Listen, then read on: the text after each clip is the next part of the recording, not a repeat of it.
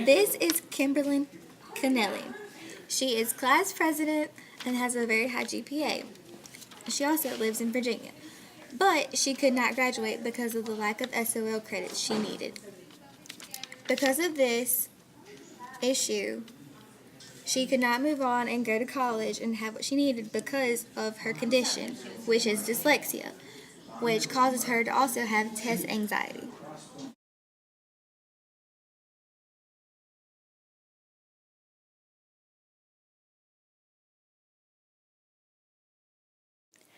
Luckily, Kimberly's dad and Mark Warner were pals, which made it easier for him to get the bill introduced onto the Senate. Our bill started in the Senate. The bill was introduced to the Senate by Mark Warner. It does not have to be postponed until another day because no senators objected while he was introducing the bill. This is the majority leader of the Senate, Mitch McConnell. He assigned the bill onto the Health, Education, Labor, and Pensions Committee. The bill got to be too much, so it was sent to the Workforce and Education Committee, which is a subcommittee. The bill was placed on the calendar by the majority leader. After the committee hearing, it was time for the bill to go to the floor debate. During the debate, the senators felt as if something else had to be added to the bill to receive more votes. Senator Harry Reid added a rider to the end of the bill.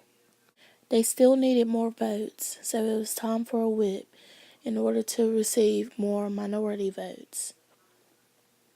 It is now time for the bill to be reported out onto the House of Representatives. The Speaker of the House received the bill from the hopper and read it to the House. It is now time for the bill to be debated in the House. After the floor debate is the rules of committee, which makes sure that nothing gets out of hand. Our bill was open rule, which means we can amend things during the floor debate. It is now time to discuss any disagreements in the conference committee. The bill was voted on, and it is now time for it to be reported out onto the executive branch. The President signed the bill, and now the Kimberlyn-Connelly Act is now a law.